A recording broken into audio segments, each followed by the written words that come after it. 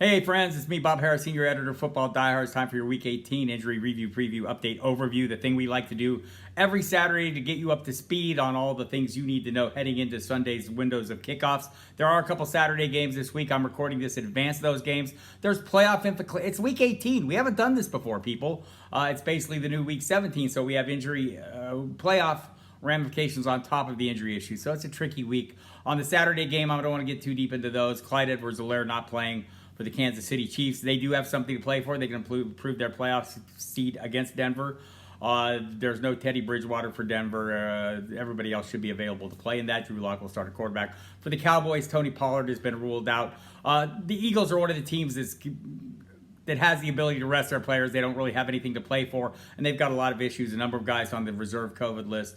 There's articles up on the site if you're looking at this Saturday. Check those out.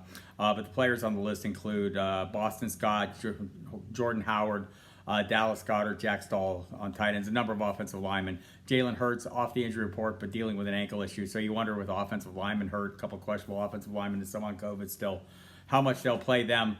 And so be careful. The Cowboys have something to play for. Don't know that they'll keep their starters in the whole game, so it's going to be a little tricky situation there. Let's dive into Sunday and get in those. And there's a couple teams on Sunday that can totally rest players, them being Green Bay and Cincinnati. We'll get into that. Green Bay, don't know if they will. Don't know that they won't.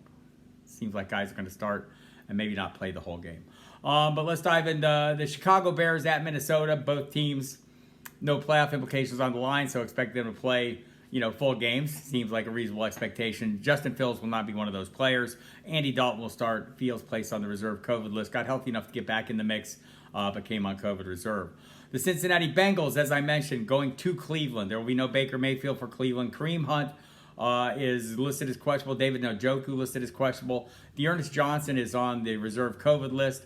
There's a 4 p.m. Saturday deadline, so check your late-breaking update section or the FSP staff rankings to get the latest on those players or any player that I mentioned here. Nick Chubb off the injury report, though, so should get a full workload. Or I know we heard that last week, right, when he was standing next to Stefanski the whole game. For the Cincinnati Bengals, this is where it gets tricky. They are one of the teams definitely resting. Joe Burrow did not make the trip. The knee isn't really why. They're just resting him. He did bang the knee last week, but he's basically listed as not injury-related, resting player and the knee. So he did not make the trip. He will not play. Joe Mixon on reserve COVID. He will not play.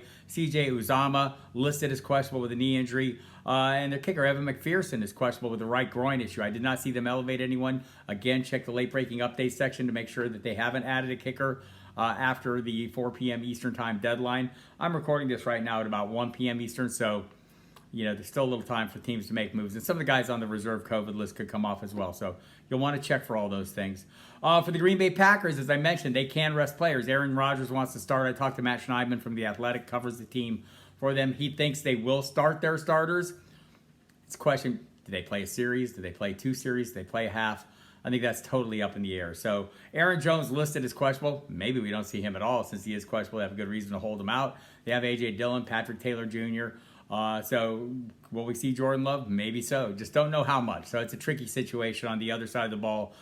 Green Bay, Jared Goff listed as questionable.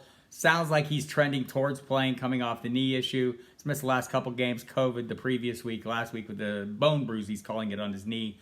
Seems likely to play this week. Josh Reynolds turned up with a thigh injury. He's listed as questionable. Brock Wright, the tight end, also questionable with a groin injury. For the Jacksonville Jaguars, hosting the Indianapolis Colts.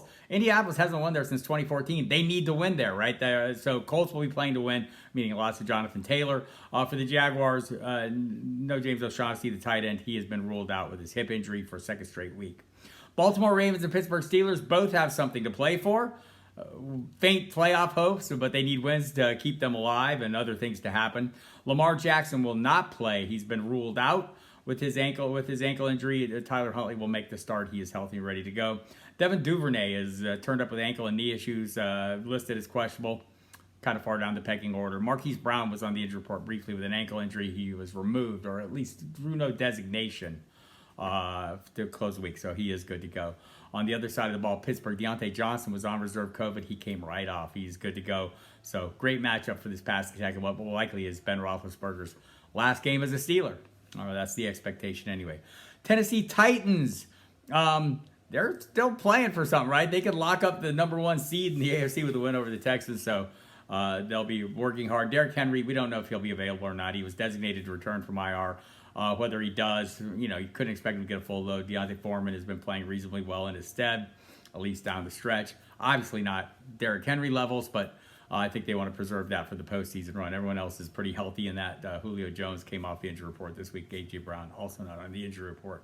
On the other side of the ball, Chris Conley listed as questionable with a knee injury. I think Jordan Akins and there was another player. So far off, they're not on our rankings, so don't panic. We're also listed as questionable. I think you want to stick to the top guys. Rex Burkhead got a contract extension, though, Friday, so there you have it. Volume does pay, even for the players as much as for fantasy managers. The New York Jets at Washington, or hosting Washington. What a mess, right? The Jets offense, or the Giants offense, basically the same. Mike Glennon won't play. Jake Fromm will get the start. Glennon hurt his wrist last week. He's having surgery. He's done for the year. Kadarius Toney ruled out of this game. Darius Slayton is off the injury report. Kyle Rudolph, Saquon Barkley, all available. Just hasn't been a great offense, right? And even in a great matchup, I'd be worried about playing these guys. Saquon Barkley, I could play. But the wide receiving core, hard to go. Even Kenny Golladay admitted he was a huge disappointment this year. On the other side of the ball, there's no Ricky Seals-Jones, no Curtis Samuel in this one. Both have been ruled out, so no real surprise there. Curtis Samuel, disappointing season as well. Late afternoon window. The San Francisco 49ers, Los Angeles Rams both need to wins. So Jimmy Garoppolo listed as questionable. I would expect him to play.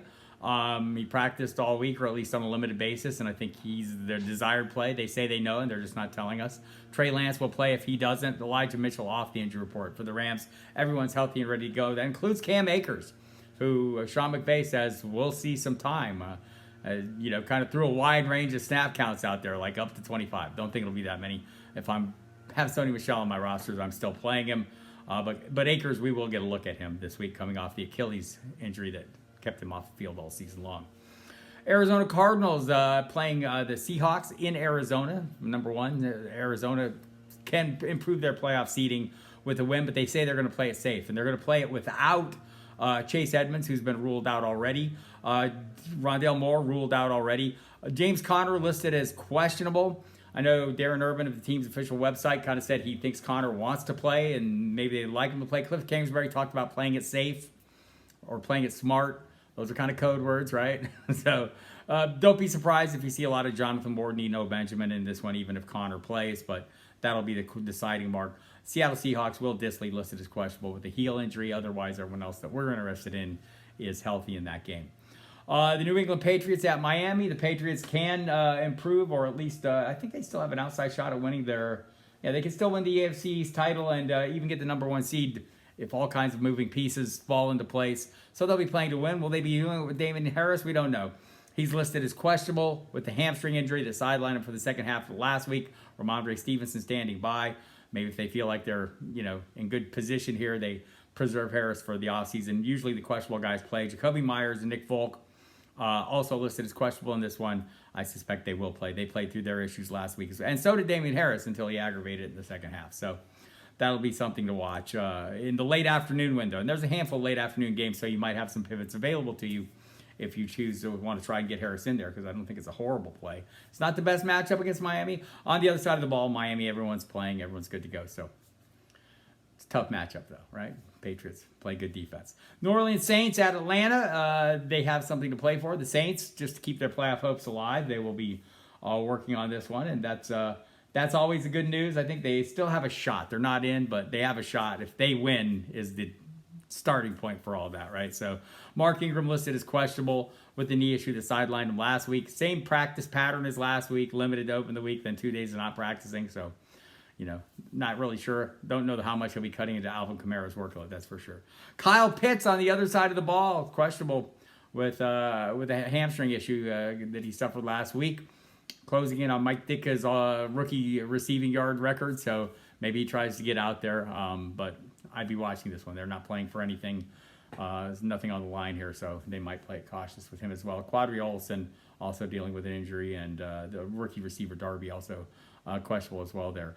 Buffalo Bills, they've still got something. They can still improve. They can win. A win keeps them in the AFC East title, so they'll be playing to win. Whether that means, playing the whole game, don't know. Playing until they are winning, yes. And if they're playing until they are winning, the guys you're counting on have probably scored some points. Emmanuel Sanders is unlikely to be one of those guys. He's listed as doubtful with a knee injury. On the other side of the ball, Braxton Berrios doubtful as well with quadricep. Elijah Moore will not make it back for the finale, so he'll have missed the end of the season on reserve COVID and IR still. Jamison Crowder is back. Michael Carter fully cleared as well there, so good news in that regard. The Carolina Panthers at Tampa Bay. Robbie Anderson listed as questionable, so there's a bit of concern there. James Washington. Ooh. There's a bit of concern there. Robbie Anderson, they're really thin at wideout, right? Terrace Marshall went on IR. Shai Smith's on reserve COVID, I believe. So they're down some wide receiving talent there if Robbie Anderson doesn't play. Don't know that it really matters. Don't know how far you're chasing those points. On the other side of the ball, though, no Ronald Jones. He is out with an ankle injury. So Keyshawn Vaughn and Le'Veon Bell will be the primary running backs.